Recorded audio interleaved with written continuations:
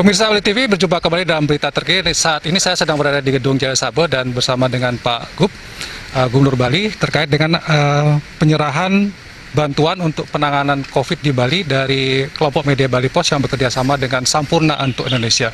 Nah, kita minta tanggapan dari Pak Gubernur Bali terkait dengan sumbangan. Selamat siang Pak Gub. Selamat siang. Om Swastiastu. Om Swastiastu. Ya, mungkin bisa disampaikan mungkin setelah menerima sumbangan ini akan dipergunakan untuk apa dan silakan. Pertama, saya mengucapkan terima kasih sebagai Ketua Gugus Tugas Percepatan Penanganan COVID-19 di Provinsi Bali kepada Bali Pos Group dan juga PT Sampurna untuk Indonesia yang telah berpartisipasi bekerjasama untuk memberikan bantuan hand sanitizer, disinfektan dan juga masker.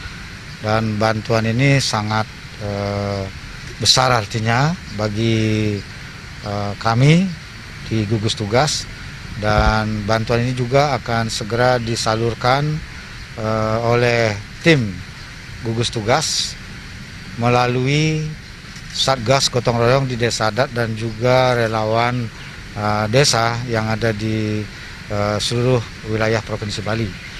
Dan tentu kami berharap untuk selanjutnya bila ada partisipasi berikut kami akan terima lagi, karena kita belum tahu berapa lama ini COVID-19 akan berakhir, dan kita berharap supaya COVID-19 ini bisa ditangani dengan baik di Provinsi Bali, dan mudah-mudahan juga masalah ini cepat selesai dan berakhir di Provinsi Bali. Saya kira itu saja yang saya sampaikan. Terima kasih. Om Santi Santi Santi.